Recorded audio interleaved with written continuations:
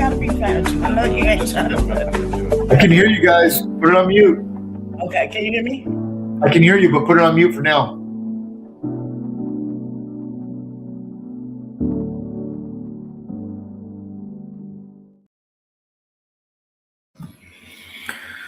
Good morning, SEIU-USWW family. How you all doing? Excited about today. Today is our first Facebook Live session that we are doing.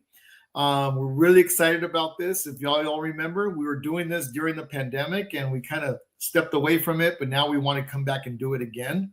We feel this is a great way, and the goal here is for really to be able to connect with our USWW members and really talk to folks about what we're doing as an organization, the updates as an organization, what we're doing, learn about the fights and the victories that we have out in the field, and really make sure that everybody's informed about the campaigns that we have, whether it's a contract fight, whether it's politics, whether it's a National Day of Action, whatnot. We want to make sure that you're staying informed about what's happening and what your union's up to and what we're doing. We're going to be conducting these Facebook Live sessions the last Tuesday of each month. Put it in your calendar, the last Tuesday of each month at noon, like today. And it may necessarily not be me every time, but it will be one of our vice presidents, one of our principals within the organization. If it's not me, there'll be one of Anton, Sanjay, or whoever that we have. Sandra, Christian will work in rotation, but we're going to make sure we do this one Tuesday, the last Tuesday of each month at noon. So please put it in your calendars. The program will be available immediately afterwards too. So if you don't catch it live, we will be making sure that we put it on YouTube as well as send it out digitally to everybody, so everybody has access to be able to see what the content of that day was. And we will be rotating between Spanish and English depending on the content we're speaking of that day. So for instance, today we're going to be talking about security, talking about rounding our victories, about legislation. So we'll be in English, but when we download it or upload it onto YouTube, we will make sure that there's subtitles in Spanish so everybody then can understand the content of that day, whether in the language that you prefer, Spanish or English. So we're really excited about that. So what we want to do today we want to recap some of the recent victories we've had throughout the state and some of the recent activity we had. But we also want to talk about the upcoming security contract campaign, where 17,000 security officers across the state are going to be fighting for a new contract. So we're really excited about that. We have a very comprehensive way of approaching it, and we expect big things around that. But let's talk first about some of the recaps of the victories we have. So one of the first victories we had was at NBC Universal, where ABM is a janitorial contractor. We were involved in, I want to really give it up to the LA Jays team as well as the LA janitorial leaders who participated in this action. We were in the process of resolving grievances with the employer when out of nowhere, NBC Universal decided to get involved, and their involvement was basically telling everybody on Friday night at 4:30 in the evening as they came onto their shifts that they basically told everybody, over 100 workers from DreamWorks, 10UCP, and Universal Studios said, thank you, but no thank you. As of Monday, your services are canceled. So overnight, literally overnight, they were notified that they no longer had a job because of the issues that we were trying to resolve with ABM. At least that's the way we felt.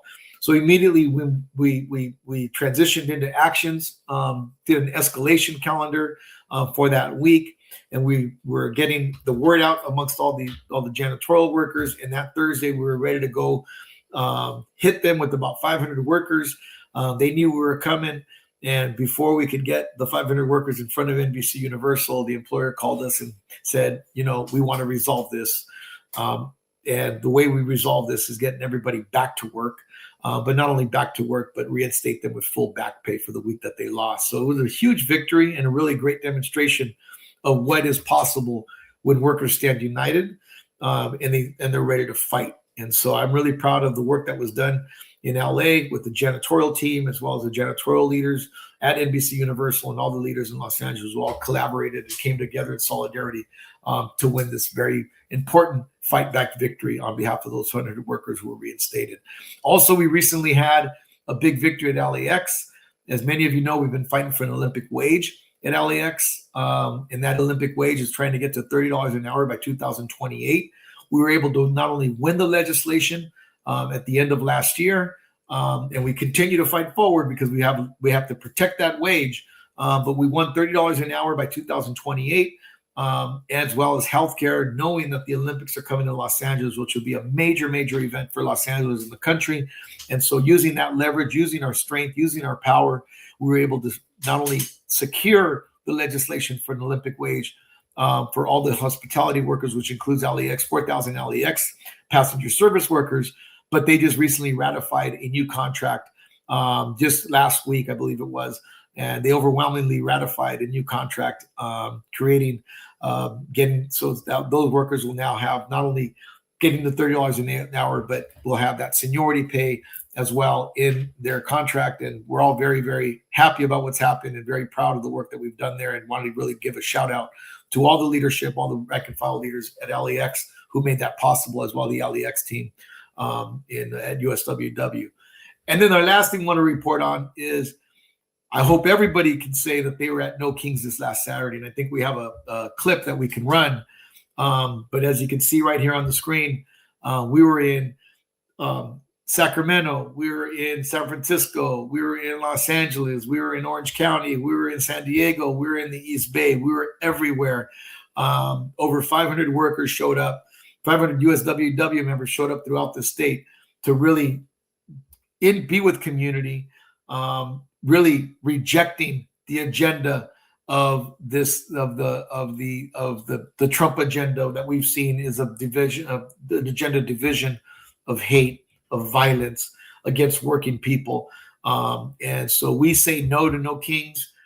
There is no kings in this country. We're going to uphold democracy. We're going to fight for something bigger. We're going to fight for something better.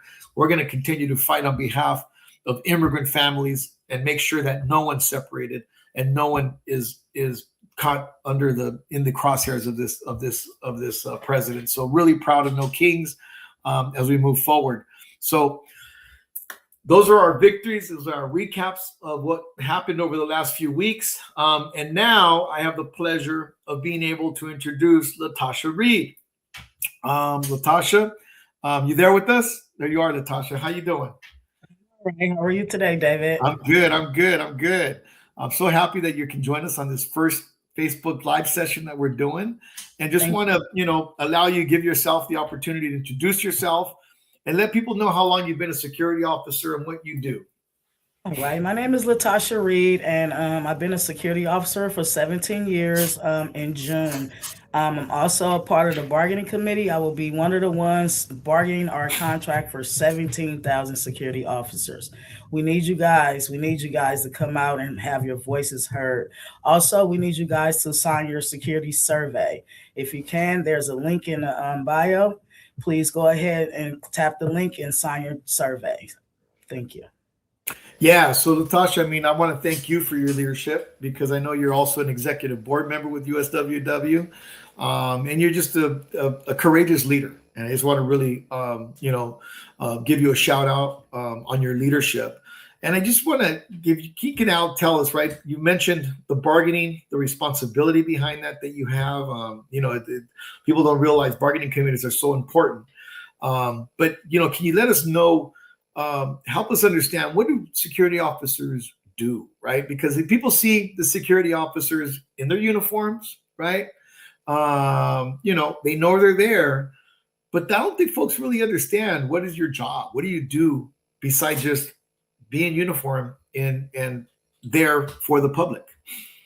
Well, security is a very, very important part of the world. Everyone needs security. Even the famous people need security. But far as the security in the buildings, we're the first people that you encounter when you come into the building. And also, we're here.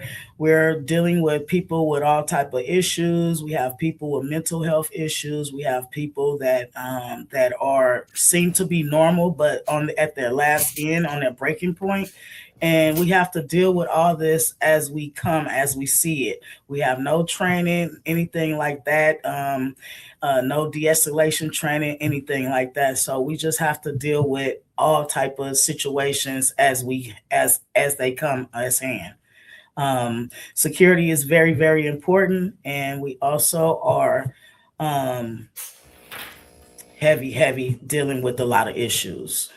Yeah, and like you said, you're the first responder, right? And before the cops show up, before the fire department or anybody else shows up, you guys are the first ones there, right? You know, and we know it's a dangerous job because we saw what happened in New York last year, right? When the security officer, when someone came in there and security officer was killed right there in the lobby, right? You know, what kind of dangerous situations have you been a part of? You heard? Because I know I can go on forever of security officers who told me their stories, right? But I'm sure you've had your own encounter of dangerous situations that you've had to insert yourself into. I sure did. July 4th of last year, I was in my office at my site. We have mental health patients at the building behind my site. So this particular day, a guy jumped over the gate. He tried to get into the front lobby, couldn't get in because the door was locked. So he ran around to the front of the building and went into the store and barricaded himself in the office along with the manager. It took like four of us to get the door open. Once we got the door open, we were able to get the manager out, but the guy still wouldn't come out. So we called the police. The police were en route, but we had to wait for them to get there to get him out of the office. But luckily, he didn't do anything to her. But if he would have, it would have been a bad situation because she was cornered in the office and she couldn't get out. And then also, once again, we didn't have training for that. We Yeah, just went in and did what we needed to do, what we seen we needed to do in order to make sure that the manager was safe. yeah, and I'm sure she was terrified, right? I'm Yeah, sure she was terrified, and thank God you guys were there. yeah, Thank God you guys were yeah, there, right? Because if you had not been there, what could have happened, right? exactly. And Exactly. I think that's what you know the question is, because the way I look at it is what I'm hearing is that you know your job, you put yourself at risk, right? You put yourself at risk, and people are expecting you to put yourself at risk, right? I mean, there's an expectation because you wear that uniform that you have the training in order to be able to do the work. But it sounds like to me that you're not getting the training to handle these situations. Is that right? Oh, they just giving us modules. They tell us to read through these modules, and that's it. We don't have any on the job training, no personal side off-site training, no nothing like that. It's just like handle the situation, figure it out. You'll figure it out. Do it to your best ability. And then it's like if we don't handle the situation, we just sit back and watch and someone get hurt, then we're liable to lose our job because we Yeah, didn't do anything. yeah, yeah. Because the I'm assuming management or the property managers or whoever's in charge of the facility, they're expecting something. They're expecting you to provide that sense of safety, but Exactly. you're not being given the tools that you need to be able to provide that safety. I mean, that is you know, well, we're going to fix this, right? Is that my understanding is we're going to fix this, right? Definitely. There's a bill that's coming out. Kristen will speak more on it, but it's a bill that's coming out and it's going to be real good for security. Okay, Definitely. well, we're going to be talking about that pretty soon, and Christian's teed up pretty soon. But I also wanted to just ask you some more questions. You know, like I said, you're a leader. Ever since I've known Latasha Reed, you have been a leader, right? But what has motivated you to get involved in this campaign? Not just this campaign, but just in general, what has motivated you to get involved? What has motivated me to get involved with all the things that I have been involved with is because me personally, I want to be a part of making a decision on my future and what's going to happen and not sit around and wonder and put it in someone else's hands. So they tell me, oh, you're going to do this, you're going to do this. No, I want to be a part of making the decisions on my behalf and 17,000 officers in the world. It's just I just like I'm involved heavily because I really believe in what I do and I believe in the people that support us. Security is the best thing that I ever chose to do. Um, I'm here. I'm here for the fight, and we're gonna get this. We're gonna win. We're not asking for nothing. We're demanding what we deserve. Yeah, that's a good point. You don't ask, you demand. Yes, And why and how, and look, and I know, Natasha, it's not easy, right? I mean, it's a grind, right? It's a grind. But I think, when we have people like yourself who are personally involved, who are showing the leadership and demonstrating that leadership, what do you say to your fellow security officers who are watching this, who haven't gotten involved, or who are out there kind of on the sidelines? What do you tell them? Why is it important for them to get involved? hey, my fellow 17,000 officers. Hopefully, all you guys will watch this, but it's good for you to get involved because we can't win this one officer at a time. The employers, they're not going to listen to one squeaking mouse, but they will listen to a roaring tiger. And as long as we come out in numbers and show that we're strong and voice our opinion and let them know that we're demanding, then they can't stop us. We're stronger in numbers. So we need you guys to get involved. Just come out to an action. Come to a action and get information. Go talk to your rep. Contact. Reach out as any way as you can. You can reach me on Facebook if you need any information. I'm on here. Anything. Just make sure that you get involved because this is a very very important fight, and we have to be in it to win it. In it to win it. And in order to see in it to win it, we have to be able to have the power and numbers to make it to win it, right? Um, Exactly. yeah, yeah. So I think everything you've said, is so true. We can't win this one officer at a time. What we have to do is win this together, right? It's all of us, right? And so I just want to thank you, Latasha, for spending some time right now informing your fellow security officers and the rest of USWW the importance of this campaign, the importance of your work, right? Appreciating your work. And I'll tell you this much. I'm in it to win it as well. So we're going to win this thing. I feel it. I'm usually feeling it in my bones. I can feel it now. So thank you. Boots So on I'm the going to go. ground. Yep, there you go. Boots in the ground. That's right. Boots in the ground. When we got boots in the Hmm. ground, we're unstoppable. And right Yes, now we need boots. definitely. We need boots in the ground in this campaign, and we need boots in the ground across so many different spaces. But let's do this one. Thank you, Yes, Latasha. yes. I'm gonna No now problem. Thank you. I'm going to now switch to Christian. Christian, you heard the conversation between me and Latasha. And first, before I think everybody knows Christian, but if you don't, I'm going to give Christian the opportunity to introduce ourselves. But first and foremost, he's the vice president with SEIU-USWW.